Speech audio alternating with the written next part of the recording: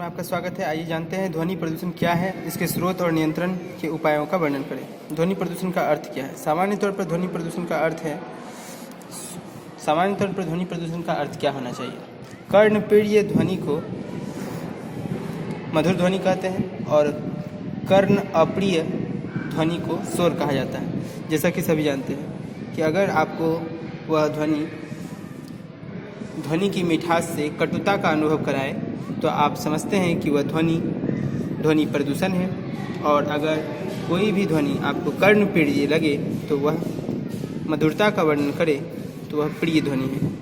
आइए जानते हैं। सामान्य तौर पर ध्वनि प्रदूषण का अर्थ का आशय यह है कि वह स्रोत जिसके द्वारा हम अवांछित तत्वों को तथा शोर के द्वारा ध्वनि के रूप में प्रयोग किया जाता है, अर्थात किसी व्यक्ति की सुरीली आवाज़ की जगह मोटे गले की आवाज़ के रूप में प्रयुक्त होती है, तो वह ध्वनि प्रदूषण का एक कारण है। आइए समझते हैं। ध्वनि की तीव्रता को निम्नलिखित द्वारा परिभाषित किया जाता है। शोर की मापने की इकाई बराबर शोर को मापने की तीव्रता बटे संदर्भ तीव्रता। सोर्स ऑफ साउंड पोल्यूशन ये दो प्रकार के हैं। एक है प्राकृतिक स्रोत, जो कि कृत्रिम तरीके से ना होकर प्राकृतिक पदार्थों से होती है, अर्थात भगवान के बनाए हुए स्रोत से जो ध्वनि प्रदूषण होता है उसे प्राकृतिक स्रोत कहते हैं, प्राकृतिक स्रोत।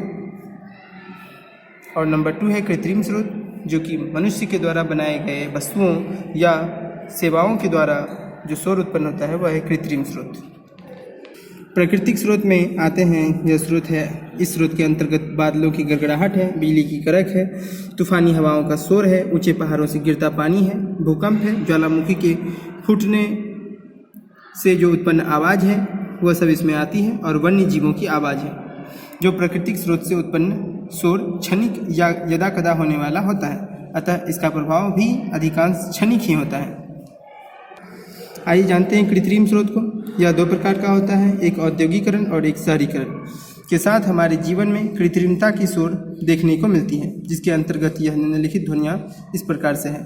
कृत्रिम स्रोत का अर्थ क्या है? कृत्रिम स्रोत का अर्थ यह है कि मनुष्य के द्वारा जो कार्य किए जाते हैं, जो अपनी उपयोगिताओं या अपनी साधनों को और अच्छे तरीके से करने के लिए हम विभिन्न उपायों का उपयोग करते हैं, वह सब कृत्रिम स्रोत के अंतर्गत आता है। जैसे कि जो ढोल का बजना था वो धीरे धीरे बढ़ता गया और उसका रूप डीजे ने ले लिया, और वह इतना ज़्यादा हार्ट बीट बढ़ाने वाला है कि वह एक शोर का परिणाम बन चुका है। औद्योगिकरण, औद्योगिक ध्वनि। नंबर 2 यातायात के साधनों की ध्वनि। नंबर 3 शहरी या घरेलू ध्वनि। ध्वनि प्रदूषण के दुष्प्रभाव यह निम्न है, जो इस प्रकार है। जो शोर के द्वारा मानव जीवन को प्रभावित करते हैं, अर्थात शोर जहां एक और मानव स्वास्थ्य पर प्रभावित रूपों को प्रस्तुत करता है, वह ध्वनि प्रदूषण का एक दुष्प्रभाव है। तथा इसकी दूसरी ओर कार्य क्षमता भी घटती है, जिसके द्वारा मानवीय क्रियाकलापों के 3 बाधक तत्व इस प्रकार हैं। नंबर 1 ध्वनि श्रवण स्तर पर, जैसे कि सुनने तथा समझने की शक्ति का क्षरण होना अर्थात हानि होना। नंबर 2 प्राणी कार्य स्तर पर, प्राणी के कार्य करने की शक्ति पर इसका प्रभाव पड़ना। नंबर 3 मानव आचरण स्तर पर, मानव को अगर सही से ध्वनि नहीं मिली और अगर रात भर वो साउंड में रहा है, ज़्यादा इफेक्टिव साउंड में रहा है, तो उसका आचरण सुबह सुबह अच्छा नहीं होगा। नंबर 4 है ध्वनि प्रदूषण के नियंत्रण के उपाय। नंबर 1 क्या हो सकता है? तो शोर का उद्गम के स्थान पर रोकना तथा इसको सीधा सरल उपाय के द्वारा सुझाव देना। नंबर 2 यद्यपि शोर के अंतर्गत स्वरों की संख्या घटाना। अगर कोई अधिक शोर हो रहा है तो हम वहाँ से हट जाना पसंद करेंगे या फिर उस आवाज़ को कम करने की कोशिश करेंगे। नंबर 3 व्यवहारिक नहीं है, वरन कानून की सहायता से अधिक शोर उत्पन्न करने वाली साधनों तथा शहरों के मुख्य भागों में रहने वाले व्यक्तियों का समूह के साथ साथ औद्योगिकरण की रोकथाम करना, जिसके द्वारा हमारी ध्वनि प्रदूषण पर सभी तरह के एक न्यूनतम स्तर पर शोर का डेसिबल वृद्धि को रोका जा सके। इसके लिए जो निर्धारित हो उसे हम कर सकते हैं। नेक्स्ट है मोटर वाहनों में बहुध्वनि वाले हॉर्न बजाने पर प्रतिबंध लगाया जाए। जैसे कि आजकल हम देखते हैं कि छोटे छोटे मोटरसाइकिलों में भी ट्रकों से भी ज़्यादा आवाज़ होती है, जो कि लोगों को राह में भटकाने का काम करती है।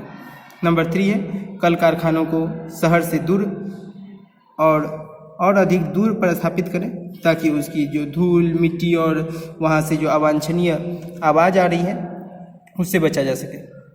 नंबर 4 है उद्योगों द्वारा उत्पन्न शोर को विभिन्न तकनीकी साधनों का उपयोग करना चाहिए।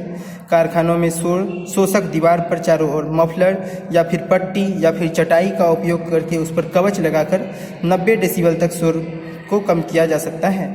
सबसे अधिक अगर शोर की बात हो रही है तो उसमें विमान, रॉकेट लॉन्चर या फिर एयरक्राफ्ट कैसे दूर हो सकता है।